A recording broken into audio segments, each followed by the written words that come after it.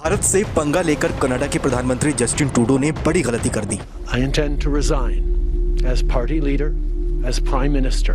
ये बस जिनने भी मोदी साहब ने पंगा लिया फारग हुआ है, जिसने भी मोदी साहब के सामने खड़ा हुआ है वो उड़ गया, खत्म हो गया। आज कनाडा के वजीर आजम जस्टिन ट्रूडो चले गए, अपना इस्तीफा पेश कर देंगे। उनके जो इक़्तिदार पे जो आखिरी कील ठोंकी अगर किसी ने, तो वो डोनाल्ड ट्रंप ने ठोंकी। और डोनाल्ड ट्रंप ने कहा कि जी वो जो है वो कनाडा एक तो हमारा हिस्सा है, 51st स्टेट। दूसरा उन्होंने कहा मैं उसको गवर्नर जस्टिन ट्रूडो को बना दिया जाएगा। जस्टिन ट्रूडो पर लगातार प्रधानमंत्री पद छोड़ने का दबाव था। नया नेता चुने जाने तक प्रधानमंत्री पद पर बने रहेंगे ट्रूडो। भारत के खिलाफ लगातार ये बयान दे रहे थे। ट्रूडो ने अपनी पार्टी के नेता का पद भी छोड़ दिया है। जस्टिन ट्रूडो का ये डाउनफॉल या उनकी पॉपुलैरिटी का कम होना, एक तो इंडिया के साथ उनकी जो लड़ाई चलती रही उनकी। So this is the messaging for Pakistan. One has to be very careful. India will be assertive. के ऊपर ये प्रेशर डाला जा रहा था कि आपने अपने इंडिया के साथ रिलेशंस को सही नहीं रखा और इंडिया के साथ जो इशू आपने क्रिएट किया। अमेरिका के अंदर भी नई लीडरशिप, कनाडा के अंदर भी नई लीडरशिप, दुनिया के सारे लीडर जा रहे हैं सिवाय नरेंद्र मोदी के। सिर्फ मोदी साहब खड़ा है अपनी जगह पे। हमारे देश भारत पर बिना सबूत आरोप लगाने वाले खालिस्तानी आतंकवादियों को शह देने वाले जस्टिन ट्रूडो को अंततः इस्तीफा देना पड़ा।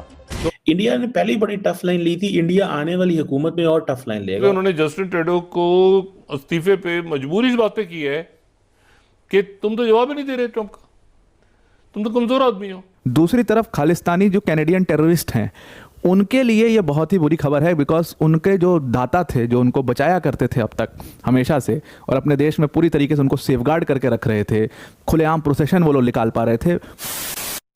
नमस्कार दोस्तों, जय हिंद। आखिरकार जस्टिन ट्रूडो का दी एंड हो गया। कनाडा के प्रधानमंत्री जस्टिन ट्रूडो ने अपने पद से इस्तीफा दे दिया। इसके साथ ही उन्होंने लिबरल पार्टी के नेता के पद से भी अपना इस्तीफा दे दिया है। ट्रूडो ने ये कदम अपनी पार्टी के भीतर अपने ही खिलाफ बढ़ते प्रेशर के बाद उठाया है। ट्रूडो ने कल प्रेस कॉन्फ्रेंस की जिसमें उन्होंने पद छोड़ने का ऐलान किया। हालांकि पार्टी का नया नेता जब तक नहीं चुन जाता तब तक वो दोनों पद को संभालेंगे। ट्रूडो पर पिछले कई महीनों से उनकी ही पार्टी के सांसद पद छोड़ने का दबाव बना रहे थे। वह पिछले 1.5 साल से भारत विरोधी एजेंडा चलाकर अपनी सरकार के खिलाफ सत्ता विरोधी की लहर को शांत करना चाहते थे, लेकिन ये चाल उनको उल्टी पड़ गई। भारत से अपने रिश्ते खराब कर जस्टिन ट्रूडो ने कनाडा का इतना नुकसान पहुंचा दिया है कि अब उनके पार्टी के लोग उनके खिलाफ हो गए हैं। आज कनाडा ने जो भारत के लिए खालिस्तानी टेररिस्ट पाला था, आज वही खालिस्तानी कनाडा को अपना देश बोल रहे हैं और कनाडा खाली करने की धमकी दे रहे हैं। हाल ही में इलॉन मस्क ने भी भविष्यवाणी की थी कि जस्टिन ट्रूडो का टाइम खत्म होने वाला है। आज वो उनकी बात सच हो गई। कनाडा के प्राइम मिनिस्टर जस्टिन ट्रूडो ने रिजाइन कर दिया है और ये एक अच्छी खबर है भारत के लिए। जस्टिन ट्रूडो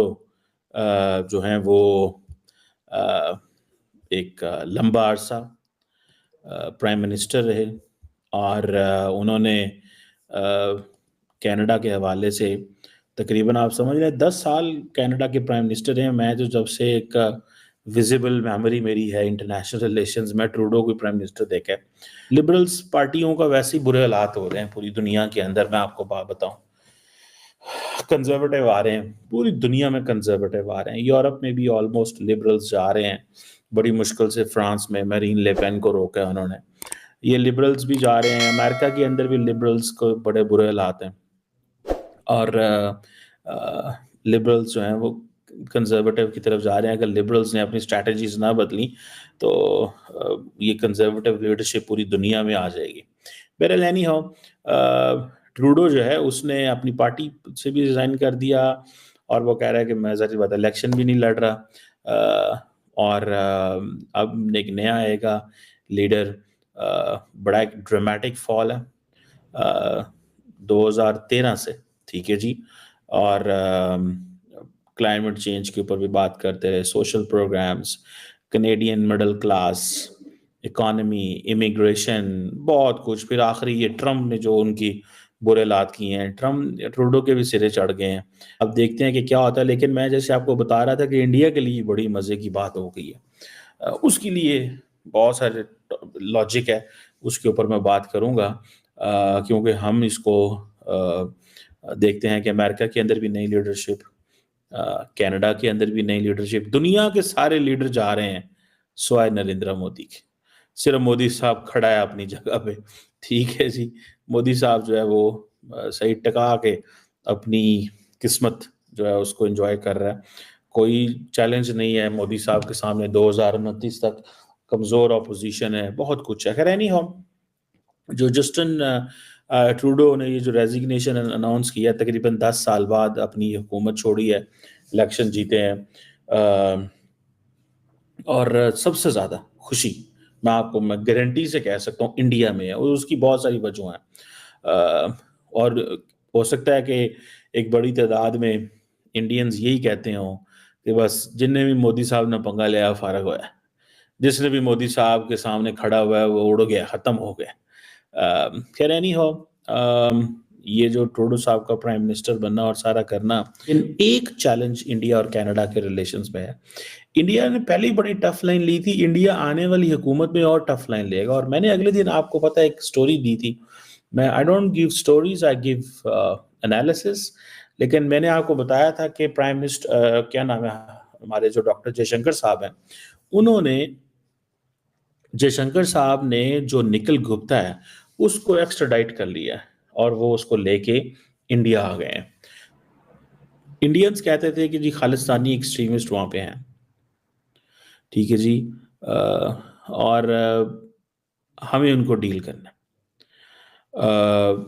लेकिन अगर देखा जाए तो ट्रूडो के दौर में इंडियंस कहते हैं कि खालिस्तान जो है वो मेन स्ट्रीम हुआ कनाडा के अंदर।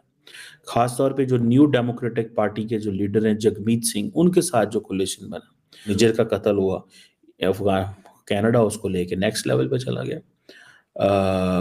एंड देन फिर उन्होंने कहा जी कि हम बहुत सारे जो इंडियन डिप्लोमेट्स हैं उनको इन्वेस्टिगेट कर रहे हैं, और वो उनको कईयों को इंडिया ने कहा कि नहीं हम नहीं इनको रखेंगे।